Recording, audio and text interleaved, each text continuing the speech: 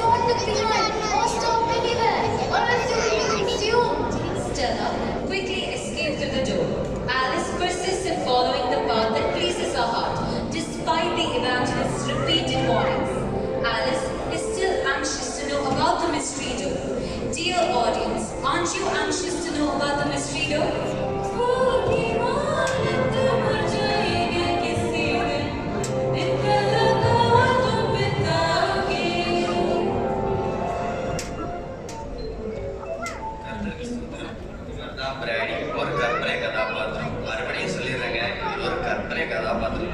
இவர் எருசலேம் கடற்கரை அருகே வசிக்கும் ஒரு ஏழை மீனவர். நைட்டெல்லாம் மீன் பிடிச்சிட்டு கிடைச்ச கொஞ்சம் மீனை மார்க்கெட்ல கொண்டு போய் வித்துட்டு வீட்டுக்கு திரும்புகிறார். இப்போ நம்ம எருசலேம்ல இருக்கிற பிராண்டோட வீட்டில் என்ன நடக்குதுன்னு பார்க்கலாமா?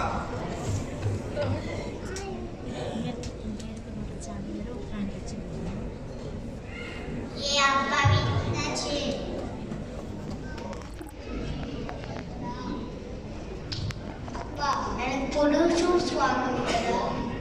சாரி மக்களே. அப்பா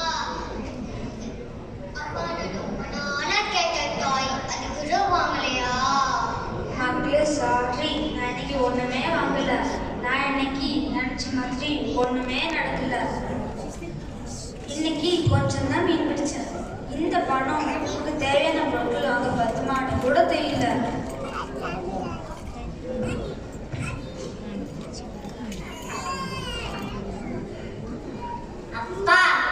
வெறும் 10 பணம் மட்டும் தான் கிடைச்சிச்சா? ஆமா. இது காய்கறி வாங்க, இது பருப்பு எண்ணெய் கிரோசரிஸ்க்கு, இது வீட்டு ரெண்டுக்கு, இது என்னோட ஃப்ரெண்டுக்கு. போன மாசம் அவங்ககிட்ட நான் காசுகள் வாங்கிட்டேன். இது நம்ம பிளானட் ட்ரீம்ஸ் வச்சுல இவ்வளோ நாள் எப்படியோ மேனேஜ் பண்ணிட்டோம். ஆனால் இந்த மாதம் கண்டிப்பாக புது பிளானட் வாங்கணும். இல்லைன்னா இந்த குளிர்னால நீங்கள்லாம் ரொம்ப கஷ்டப்படுவீங்க. அதான் இது பிளானட்டுக்கு.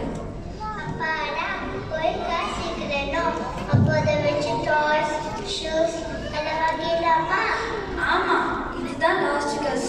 ஆனால் இது கத்தருக்கு தான். இது கத்தருக்கு நான் தசம பகமாக கொடுக்க போகிறேன். கத்தாவே, இந்த ஏழை மீனவன் கிட்ட ஒரு வெளிப்படம் தான் கதை உமக்கே தெரியும் கத்தாவே.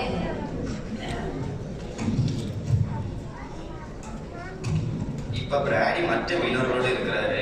அங்க என்ன நடக்குதுன்னு பார்க்கலாமா?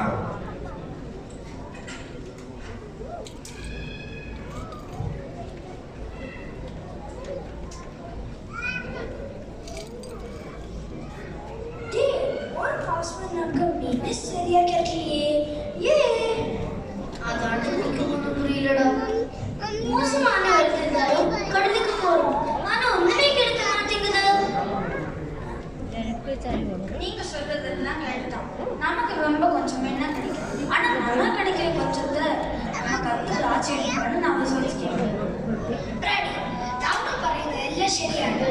നമ്മൾ കുറച്ച് മീൻ നമ്മുടെ ധാരാളമായി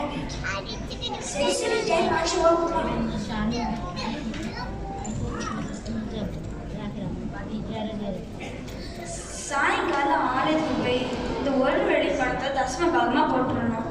அதுக்கு முன்னாடி சீக்கிரமாக கடலுக்கு போய் இந்த வழியை அலசிடலாம்.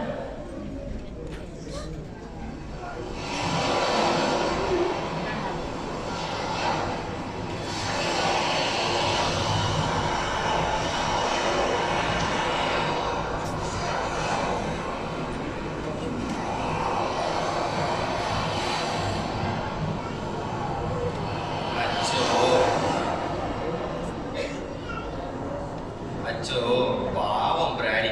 தசமா பாகமாக கொடுக்கலான்னு நினைச்சிருந்தேன். அந்த வெள்ளிக்காசு கடலுக்குள்ள விழுந்துருச்சு.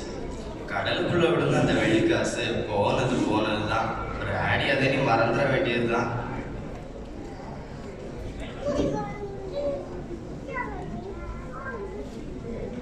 இப்ப நம்ம கப்பர்நகம் என்கிற ஊர்ல நடக்கிற ஒரு காட்சியை தான் பார்க்க போறோம்.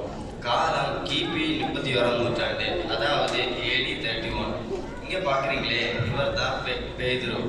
அதாங்க நம்ம பீட்டர், இயேசு கிறிஸ்துவோடைய சிஷ்யன். இவர் மார்க்கெட்ல இருந்து வீட்டுக்கு திரும்பி வராரு. இங்க என்ன நடக்குதுன்னு பார்க்கலாமா?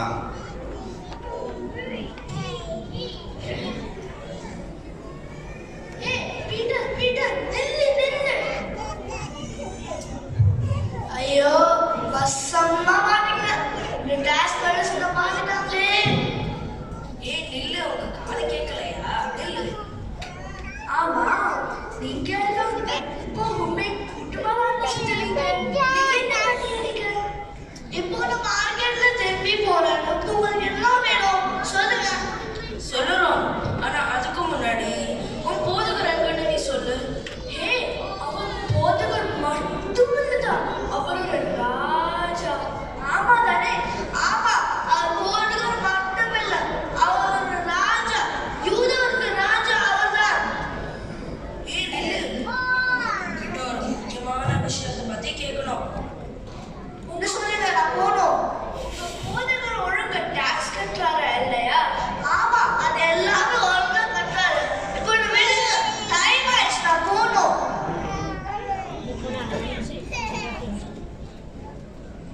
ச்சே, இந்த ஸ்டாக்ஸ் கிட்ட ஒரு வேலையே இல்லை. எப்போ பார்த்தாலும் பணம் பணம் பணம். எங்ககிட்ட எஸ்டியோட ரொம்ப கஷ்டப்பா. ச்சே. இப்படி புலம்பிக்கிட்டே பேதுரு அவரோட வீட்டுக்கு போனாரு. வீட்டுக்கு போன பேதுரு இயேசுவை சந்தித்தார். இயேசு பேதுரு கிட்ட அவரோட தூண்டில கொண்டு போய் கடலுக்குள்ள போட சொன்னார். கிடைக்கிற முதல் மீனோட வாய்க்குள்ள ஒரு வெள்ளிக்காசு இருக்கும் என்றும் அந்த வெள்ளிக்காசை கொண்டு போய் தனக்காகவும் பேதுருக்காகவும் வரி செலுத்தும்படி இயேசு கட்டளையிட்டார்.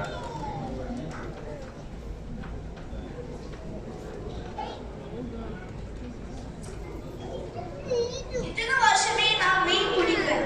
ஒரு மீன் நான் இத்தனை வரைக்குமே ஒரு மீன் வாயில வெளி பணம் பார்த்ததே இல்லை.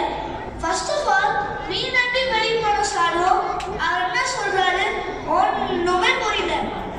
ஆனா ஏசுவோட கரெக்டா இருக்கும். போய் தான் பார்ப்போமே.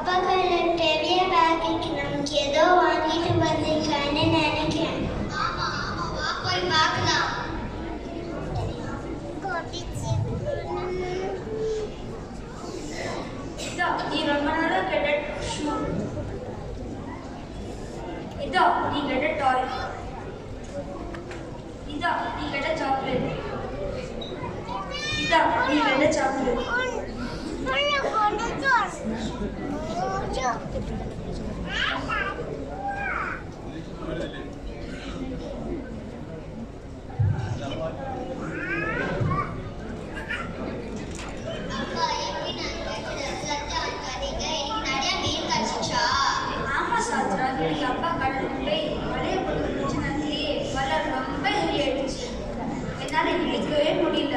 இன்னைக்கு மீன் கிடைச்சு. அதான் நீங்க கேட்ட எல்லாத்தையும் இன்னைக்கே வாங்கிட்டு வந்துட்டேன்.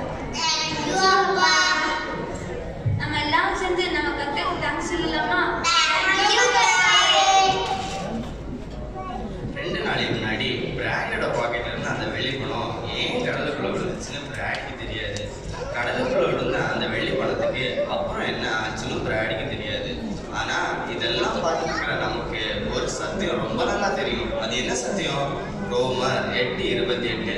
அவருடைய தீர்மானத்தின்படி அழைக்கப்பட்டவர்களாய் தேவனிடத்தில் அன்பு கூறுகிறவர்களுக்கு சகலமும் நன்மைக்கு எதுவும் நடக்கிறது என்கிற சத்தியம் தாங்க. பிராடி தேவனை நேசித்தான். அவருக்கு செலுத்த வேண்டிய தசம பாகத்துல உண்மையா இருக்கணும்னு ஆசைப்பட்டான். அவன் ஆசைப்பட்டபடியே கடலுக்குள்ள விழுந்த அந்த ஒரு வெள்ளிக்காசு ராஜாதி ராஜாவையே இயேசுக்கே வரி கட்ட உதவிருச்சு. தேவன் பிராடிக்கு அதற்கு ஏற்ற பிரதிபலனையும் கொடுத்துட்டார். நம்ம தேவன் பிராடிக்கு மட்டும் இல்லைங்க, நம்ம எல்லாருக்கும் அவர் நல்ல தேவன். நம்ம எல்லாரும் சேர்ந்து நம்ம கைகளை உயர்த்தி ஹல்லேலூயா சொல்லலாமா?